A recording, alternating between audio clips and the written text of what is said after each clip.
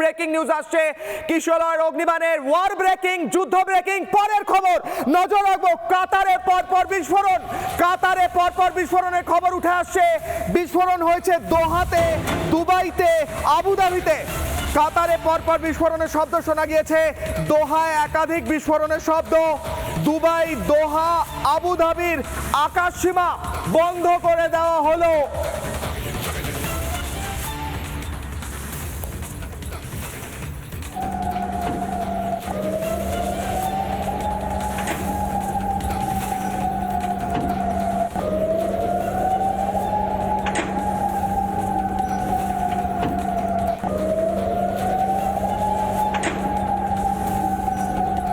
ভয়ঙ্কর শব্দ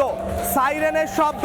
বিস্ফোরণের শব্দ দোহায় হামলা হচ্ছে এবং ব্রেকিং নিউজ আসছে কাতারে পরপর বিস্ফোরণ হচ্ছে দোহায় একাধিক বিস্ফোরণের শব্দ দুবাই দোহা আবুধাবির আকাশসীমা বন্ধ নীলাদ্রি বাবু দুবাই দোহা আবুধাবি এই সমস্ত দেশগুলো আকাশসীমা বন্ধ হয়ে গিয়েছে আপনাদের ফেরানোর ব্যবস্থার জন্য ইন্ডিয়ান এম্বাসির সঙ্গে আপনারা কথা বলছেন কিন্তু আকাশসীমা বন্ধ থাকলে কিভাবে ফেরানোর ব্যবস্থা হচ্ছে সেই বিষয়ে যদি বলেন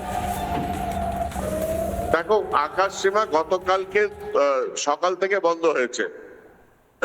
আমরা চেষ্টা করেছিলাম রাতের ফ্লাইটে ফেরত আসার সেটাও ক্যান্সেল হয়ে গেছে প্রথম অ্যাডভাইসারি ছিল যে আজকে দুপুর 3টে অবধি ক্যান্সেল থাকবে সব ফ্লাইট তো সেটাকে এখন বাড়িয়ে ইনডেফিনিট করে দেওয়া হয়েছে সময়সীমা জানিয়ে দেওয়া যাবে না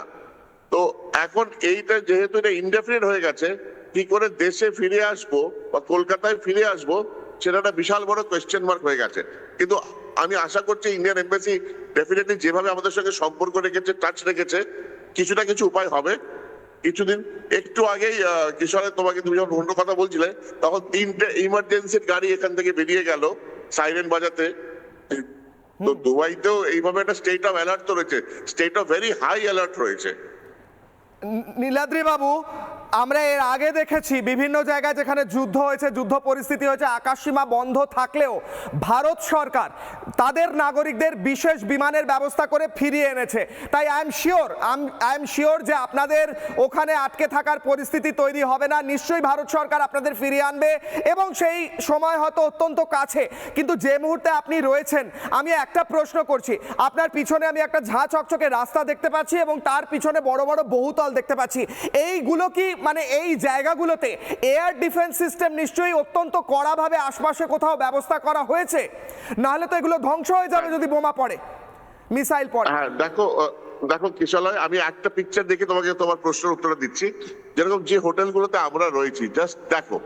উঁচুতর দেখো কত উঁচু হ্যাঁ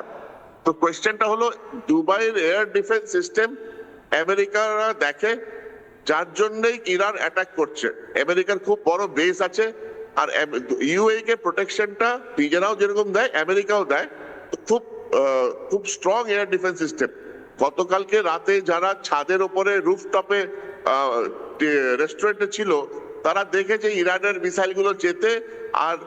এখান থেকে মিসাইল গুলো অ্যান্টি মিসাইল সিস্টেম ওটাকে ইন্টারসেপ্ট করতে সেই ভিডিওগুলো আমরা দেখেছি আমাদের খুব পাশে কোন দিক থেকে নীলাদ্রি বাবু কোন দিক থেকে মিসাইলগুলো মূলত এসেছে আপনি যদি একবার দেখান পয়েন্ট আউট করে কোন দিক থেকে ইরানের মিসাইলগুলো উড়ে এসেছে আমি ক্যামেরাটা যদি পাল্টাই দেখো এইটা দেখলে পরে ইট ইজ আমার যদি বাদিক থেকে দেখো তাহলে এই বাদিক থেকে মিসাইলগুলো আসছিল আর ডান দিক থেকে গিয়ে ইন্টারসেপ্ট হয়েছে নীলাদ্রি বাবু আপনি ক্যামেরা ঘুরিয়ে আপনার দিকে করুন আর আপনি আঙুল দিয়ে যদি পয়েন্ট আউট করে দেখান নীলাদ্রি বাবু আপনি যদি আঙুল দিয়ে পয়েন্ট আউট করে দেখান তো ওই দিক থেকে আসছিল আর এই দিক থেকে ডান দিক থেকে এসে ইন্টারসেপ্ট হয়েছে তো এটা কালকে রাত্রেবেলা অনেকটাই দেখেছে যারা রুফটপে ছিল রুফটপ থাকলে পরে ভিউটা আরো বেটার থাকে কারণ 40th ফ্লোর 50th ফ্লোর থেকে উপর থেকে দেখা যায় বলে নিচ থেকে এত বোঝা যায় না নিচে যেটা বোঝা যায়